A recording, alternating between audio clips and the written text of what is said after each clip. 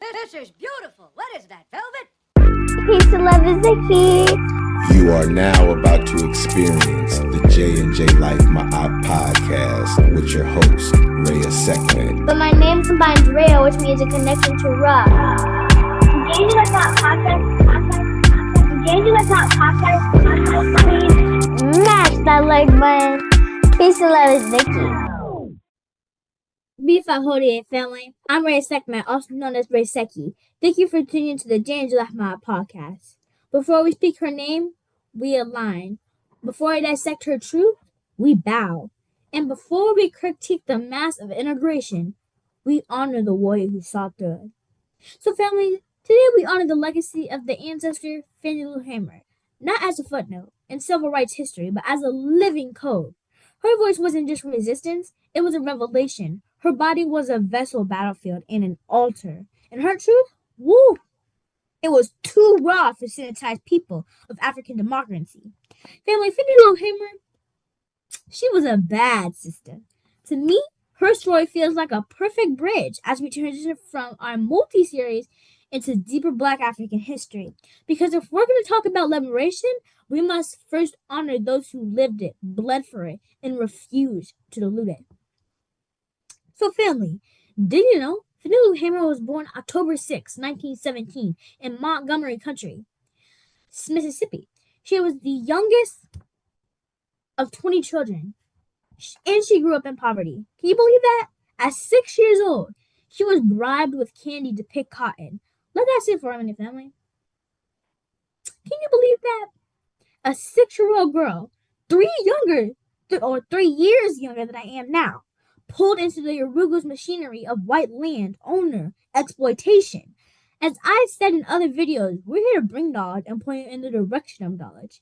And I'm sure many of you are wondering, what is that word Rhea Seckman has just said? Urugu.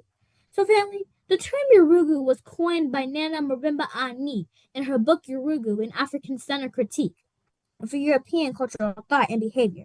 Draws from the Dogon culture in which Urugu was being born incomplete, lacking harmony and balance, and forever seeking to dominate and control to make up for its lack thereof. You know? Nana Marimba Ani uses this method as a metaphor for the European Asili. Asili meaning seed or origin. So Nana Marimba Ani, as I've said, uses this method as a metaphor for the European Asili, the cultural seed or essence, to which is essentially fragmented as pathological. So basically, according to Nana Ani, European cultural Asili is rooted in separation, control, and domination, which manifests through imperialism, racism, and global so-called white supremacy. With that being said, now you have a foundation of the terms that you may hear me use after this episode. And I continue by 12. Mrs. Hamer left school to support her family, and by 1944, she married Perry Hamer and worked on the Marlowe plantation until 1962. Can you believe that? She was the only worker who could read and write, serving as the timekeeper, but even literacy could shield her from the Urugu system to keep her shackled. Family, did you know sharecropping was slavery with a new name? The Urugu made it seem as though it was opportunity, but it was really dependency and a ton of debit. For the family that may not know, sharecropping replaced slavery after the 13th amendment.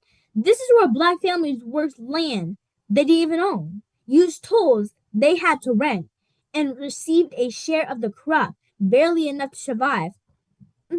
That's sad, family. It was a system engineered by the Urugu to keep Black people tethered to white landowners, generation after generation. Family, let me pause right here real quick, because often we speak of our leaders in past tense, as if their fire died with their flesh. But Fannie Lou Hamer's fire was never hers alone. It was ancestral. It was the echo of every Black woman who birthed a child in slave conditions, physical and mental, and still found the strength to sing. It was the whisper of every elder who taught us how to survive with dignity. Even dignity was denied. Fannie Lou Hamer didn't just pick cotton, she picked up the mantle. She did not just read time cards. She read the signs. And when the time came, she didn't ask permission to lead, she emerged an ermine leader. She walked into the storm with her head high and her truth louder than any bullet. Do you know that in 1961, during a routine surgery, Fannie Lou Hamer was forcibly sterilized, a practice so common among poor black women, it earned the name Mississippi appendicotomy. This was reproductive warfare, genocide to say it plainly. This was abuses disguised as health care. But Fannie Lou Hamer, the superwoman that she was and is, turned that trauma into testimony. She spoke it of publicity, knowing that the cost in doing so, she exposed the intersection of racial violence and medical apartheid. Look, family, it wasn't until age 44 that Fannie Lou Hamer learned she had the right to vote. And in August 1962, she attended a mass meeting in Rouville, Mississippi, which, by the way, is her hometown. The meeting was organized by SNCC, which is the Student Nonviolent Coordinating Committee, and this gathering was more than political. It was an awakening. Fannie Lou Hamer didn't just learn she could vote. She understood that her spiritual calling was tied to political work. She joined SNCC immediately and became a field organizer. From that moment until her passing in 1977, sadly, she never left the movement. To me, this is what makes her story so powerful, because she wasn't born into privilege. She didn't have elite education. She was disabled, poor, Southern, and still she shaped national politics. Sorry about that, family. She reminds us that the leadership doesn't just require perfection, it requires purpose. I told you, family, Fannie Lou Hamer was a bad sister. Auntie, mom, grandma, she was ours, our ancestor. And let's be clear, forced sterilization wasn't Uruguay's mistake. It was policy. It was genocide by knife. And it wasn't just Mississippi. It was California, North Carolina, and beyond. Black women, indigenous women, poor women, cut, silenced, and erased. But Mrs. Hamer didn't let that silence her. She turned her womb into a weapon. Her testimony became scripture, and her pain became instruction. And in doing so, she taught us that even when they tried to erase us, we can still write our names in history. Family, did you know that in 1964, Fannie Lou Hamer founded the Mississippi Freedom Democratic Party to challenge the exclusion of black voters? She spoke at the Democratic National Convenience, exposing the brutality of segregation in Mississippi. Her testimony was so powerful that President Johnson tried to silence her with a press conference. But truth doesn't need permission, it needs courage. She helped organize Freedom Summer, bringing students from across the country to register black voters. You know? Mrs. Hamer risked her life. She was arrested, beaten, threatened, and still she stood. Did you know Fannie Lou Hamer, Victoria Gray, and Annie Devine became the first black woman to stand in Congress protesting the fraudulent Mississippi House election of 1964? Can you believe that? So, family, integration was never the goal. Liberation was. And Fannie Lou Hamer, she did not just fight against Urugu for Marxism.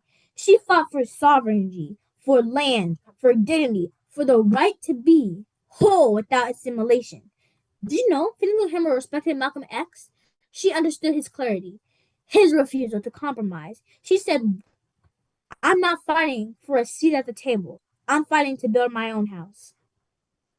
And if you listen to Dr. Khalid Abdul Muhammad, you'll hear the same fire. As he said, we didn't come here to integrate. We came here to liberate.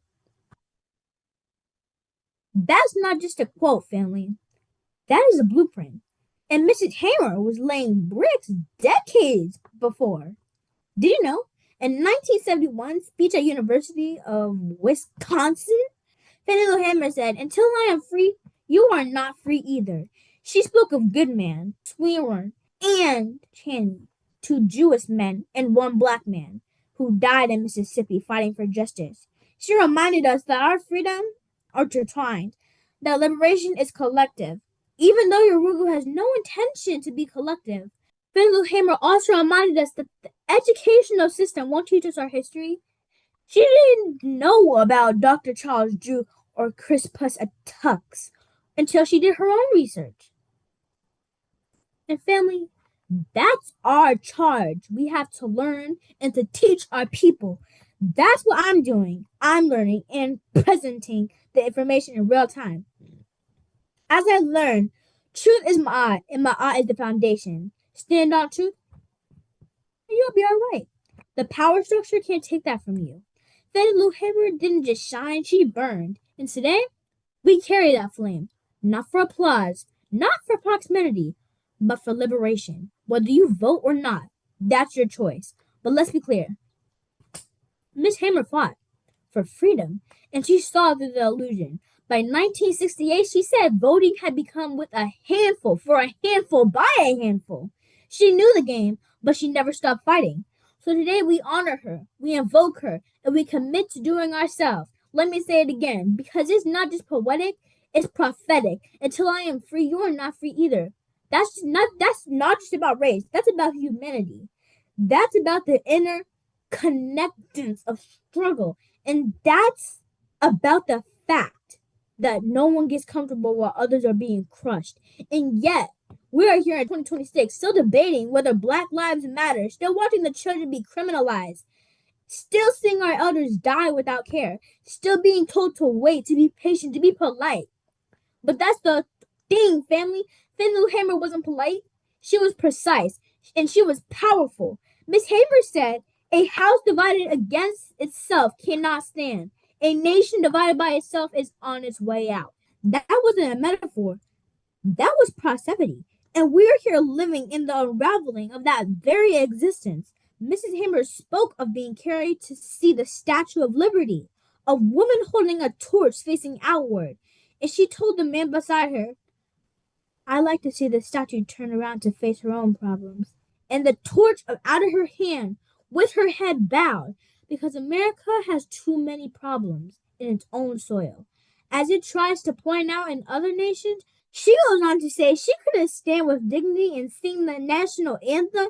Oh, and you can't see by the dawn's early light, because poor oppressed people throughout this country don't have anything to help. We as Black people are behind the 8 ball, but we are slowly catching up, and we will catch up. And not by begging for inclusion, family, but by building from within. We must think Black first, African first, because once we dilute our struggle by centering others, it becomes less about what we're fighting for and more about what they're comfortable with. Like I've said many times in this episode, I walk with the ancestor Fannie Lou Hamer because her voice was a weapon. She spoke truth to power to where she made systems tremble. She reminded us that being sick and tired of being sick and tired was a weakness. It was clarity. She didn't ask to be liked, she demanded to be heard. And Baba, she said there's no need of running or saying you're not going to get in the mess. Because if you're born with a Black face in this country, you are already in the mess. So you can pray until you faint, but God is not going to put it in your lap. Look, family, this is not just a spiritual, it's strategic. Prayer without action is performance, and we've performed long enough. I quote, as Fannie Lou Hamer said, for 300 years, we've given them time. I've been tired so long now. I am sick and tired of being sick and tired, and we want to change. We want to change in the society in America. She said you can pray until you faint, but if you don't get up and try to do something, God is not going to put it in your lap. Family, that's my art. That's balance. That's action. That's the divine law that says faith without works is dead. We've been taught to wait on deliverance, but Mrs. Hammer taught us to deliver ourselves, to organize, to educate, to build, to protect. Because the Creator moves within the movement. And if we're still, we get preyed upon. So family, did you know Fannie Lou Hamer and Malcolm X stood together in Harlem in 1964, speaking truth to power at the Williams Institutional CME Church? She called Malcolm one of the best friends I ever had, a great man, and peace to the ancestor. She invited him to Mississippi. He was supposed to come on a Monday, but he was assassinated the Sunday. So their alignment was spiritual, political, and unapologetic. They both understood that freedom could not be gifted. It had to be taken. And they both knew that America's sickness was not just in its laws, but in its soul. And did you know, when she stood beside Malcolm X, it wasn't just two leaders, it was two frequencies, two vibrations, two uncompromising truths. Malcolm said, by any means necessary. And Fannie Lou Hamer said, I am sick and tired of being sick and tired. That's not just a contradiction. That's union. She didn't just admire Malcolm, she aligned with him. She saw in him the same fire she carried. And when he was assassinated, she didn't mourn quietly. She mourned loudly. She mourned publicly because she knew that his death was not just a loss, it was a warning.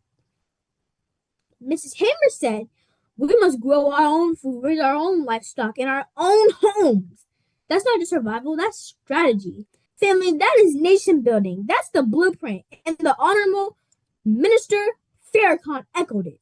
Do for self, not because we hate others, but because we love ourselves. Enough to start begging. Because if you have to love us, the children, enough to stop outsourcing our future, because we love our ancestors enough to finish what they started, Ashe. Do you know Dr. Keisha N. Bland book, Until I Am Free, reminds us that Fannie Lou Hamer's legacy is not just a historical, it's instructional. She taught us that ordinary people can shape extraordinary change. So remember that truth is Ma'at, and Ma'at is our compass. So family, as I close, I want to leave you all with this. I've come to know, think Black first, think Africa first, build your own, feed your own, and never wait for permission to be free. Because as the Honorable Minister Louis Farrakhan said, we must do for ourselves. And as Fannie Lou Hamer proved, we are on our way. So family, what we do with this information now?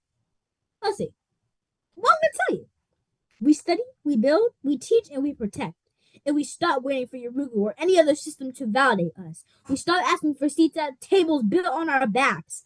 Or on the Honorable Minister Louis Farrakhan said on many of occasions, and I paraphrase, we have to stop begging for crumbs from their table.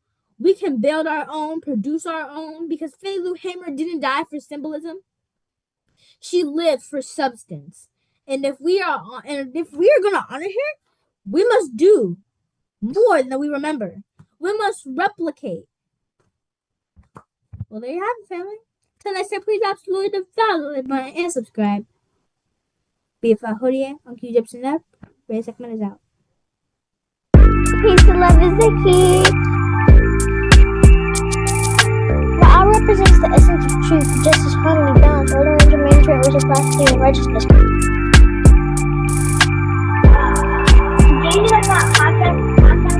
The J&J-Life podcast was created to give the family a place and platform to embrace their spiritual awakening and consciousness. J&J-Life is dedicated to showcasing the beauty of our culture, educating our people and those that want to learn this work. Smash that like button. Peace and love is Nikki.